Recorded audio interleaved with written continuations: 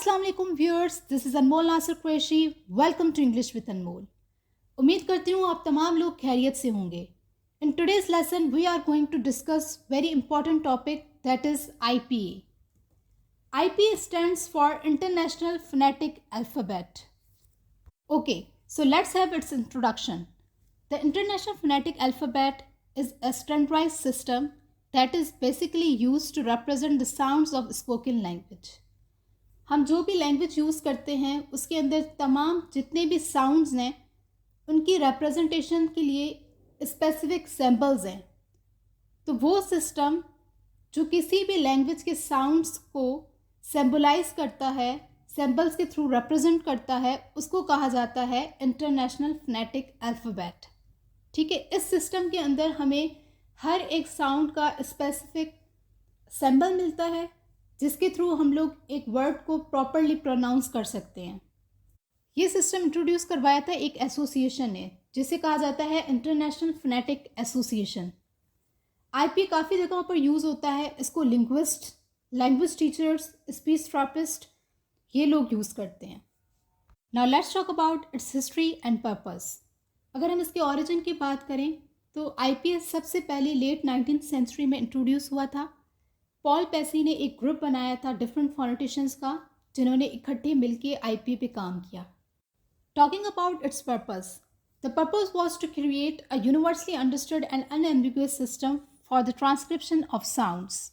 IPA को बनाने का मकसद सिर्फ ये था कि एक ऐसा यूनिवर्सल सिस्टम बनाया जाए जिसमें जो लैंग्वेज के जितने भी साउंड्स हैं हर एक साउंड के लिए एक स्पेसिफिक सिंबल हो जो कि उस साउंड को रिप्रेजेंट कर रहा हो, ताकि वो हमें हेल्प कर सके कि हम प्रॉपर साउंड्स को ट्रांसक्राइब कर सकें, प्रॉपर प्रोनाउंसिएशन पर काम कर सकें। IPA is basically standardised system. वैसे तो ट्रेडिशनल अल्फ़ाबेट सिस्टम है काफ़ी सारे, लेकिन वो सारे ह्यूमन स्पीच साउंड्स को रिप्रेजेंट नहीं करते, कवर नहीं करते। लेकिन IPA एक ऐसा सिस्टम बनाया गया, एक ऐसा यूनिवर्सल और स्टैंडर्ड सिस्टम बनाया गया जिसके अंदर तमाम लैंग्वेजेस के साउंड्स को रिप्रेजेंट किया गया। Now let's talk about the basic structure of the IPA. IPA के अंदर 4 बेसिक स्ट्रक्चर्स हैं जो कि आपस में मिलके IPA का सिस्टम बनाते हैं।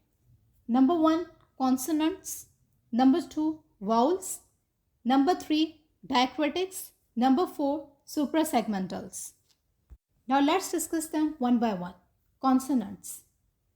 These are represented by the symbols indicating specific articulatory features such as place and manner of articulation and voicing. अब कॉन्सोनेंट्स को किस तरह से रिप्रेजेंट किया जाता है, उसमें स्पेसिफिक आर्टिकुलेटरी फीचर्स दिखाए जाते हैं जिससे हमें पता लगता है कि इस लेटर का प्लेस या फिर मैनर ऑफ आर्टिकुलेशन कौन सा है। जैसे एग्जांपल्स दी गई हैं, first represents a voiceless बाइलेबल plosive. ठीक है, जिस तरह P साउंड है तो उसको हम इस तरह से रिप्रेजेंट करते हैं फ, वाइल ब जो B का साउंड है represent a voiced bilabial plosive. जिस तरह यहाँ पे जो एग्जांपल्स दी गई हैं भ और ब, इनको जो है इन साउंड्स को ब्रैकेट्स में रखा गया है। बिल्कुल इसी तरह से इंटरनेशनल फोनेटिक अल्फ़ाबेट हर एक साउंड को रिप्रेजेंट करता है एक सिंबल से। Now we have vowels. These are classified on the basis of height of the tongue, backness of the tongue and how the lip is rounding.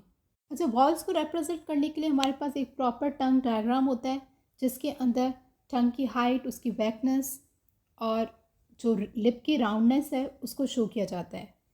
Here we have some examples.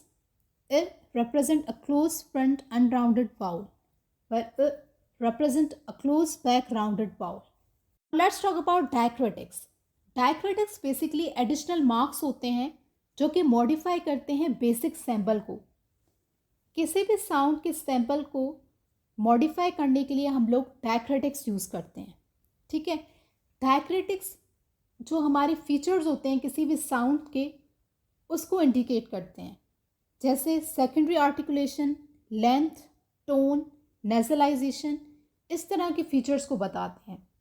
For example tilde, अब ये जो है नेजलाइज्ड vowel को represent करता है, जो कि ये मद की तरह एक सिंबल है ना, इसको टिल्डे कहते हैं।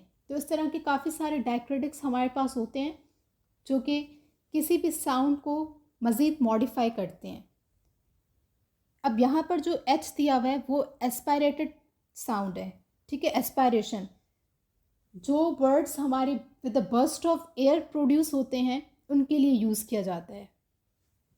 Now let's talk about the last basic structure of the IPA, suprasegmentals. These are the symbols representing features that extend over more than one sound, such as stress, tone, intonation, and length. अब suprasegmentals क्या हैं? ये samples जो है ना represent करते हैं उन साउंड्स को जिसके अंदर हमारे पास एक से ज़्यादा करके साउंड्स आ जाते हैं, ठीक है, जिसके अंदर डबल स्ट्रेसेस हों, एक प्राइमरी स्ट्रेस हो, दूसरा सेकेंडरी स्ट्रेस हो, इस तरह से करके। फॉर एग्जांपल नीचे जो ब्रैकेट्स दी गई हैं उसके अंदर जो है सैम्पल्स जो दिए गए हैं, first indicates the primary stress और इस सैम्पल को कहा जाता है primary stress mark.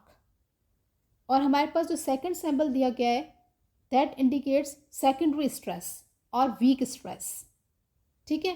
Primary stress जो है वो स्ट्रॉन्ग स्ट्रेस को रिप्रेजेंट करता है और सेकेंडरी स्ट्रेस जो है वो वीक स्ट्रेस को रिप्रेजेंट करता है। Now let's talk about the application and usages of IPA। ये फोनेटिक ट्रांसक्रिप्शन में यूज़ होता है। अब फोनेटिक ट्रांसक्रिप्शन क्या है? किसी भी लैंग्वेज के साउंड्स को सैम्पल के थ्रू रिप्रेजेंट करना, इसको कहा जाता है फोनेटिक ट्रांसक्रिप्शन, जिसकी मदद से हम लोग वर्ड्स को प्रॉपरली प्रोनाउंस कर पाते हैं। Second use of IPA is language teaching and learning. IPA को लैंग्वेज सीखने और सिखाने में भी इस्तेमाल किया जाता है। जो हमारे पास लर्नर्स होते हैं उनको हम IPA इंट्रोड्यूस करवाते हैं ताकि वो साउंड्स को करेक्टली प्रोनाउंस कर सकें, लैंग्वेज को इजीली सीख सकें, किसी भी डायलेक्ट को अंडरस्टैंड कर सकें। Another use of IPA is speech and hearing sciences. मतलब ये क्लिनिकली भी हमें हेल्प करता है। किस तरीके से? IPA को स्पीच थेरेपिस्ट, ऑडियो लिंग्विस्ट ये यूज़ करते हैं ताकि वो किसी भी स्पीच या फिर हेयरिंग डिसऑर्डर्स को ट्रीट कर सकें। Now let's conclude. The IPA remains an indispensable tool in the study of linguistics and related fields, providing a precise and universally recognized way to represent diverse sound of human speech. IPA हमारे पास एक ऐसा standardise system है जो कि हमारे linguist इस्तेमाल करते हैं। लिंग्विस्टिक फील्ड के अलावा भी काफ़ी सारी फील्ड्स में इस्तेमाल होता है, जैसे हम लोगों ने डिस्कस किया क्लिनिकल फील्ड्स में भी यूज़ होता है। ये एक ऐसा सिस्टम है जिसके अंदर तमाम ह्यूमन स्पीच साउंड्स की रिप्रेजेंटेशन मिलती है, जिसके थ्रू हम प्रॉपर ट्रांसक्राइब कर सकते हैं और प्रोनाउंस कर सकते हैं। So that's all about the today's lesson. I hope you understand the basic concept of IPA. If you really learn something, like, comment, share and subscribe. Thank you.